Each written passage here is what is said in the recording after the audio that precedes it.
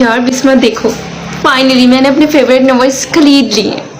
यार एक्चुअली मुझे कल ना कॉलेज के लिए पॉकेट मनी मिली थी जो मंथली मिलती है, लेकिन मैंने अपने कॉलेज के पैसों को सेक्रीफाइस कर दिया अपने नॉवेल्स के लिए, क्योंकि you know I love reading novels. अच्छा, तो आप हमारी क्लास में न्यू एडमिशन हो? अच्छा, आप नॉवेल्स पढ़ती हो? अच्छा, कौन कौन से? जन्नत के पते पढ़े?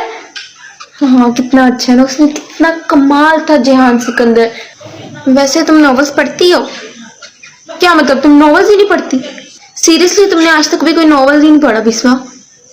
ओह माय गॉड, तो तुम सरवाइव कैसे कर रही हो?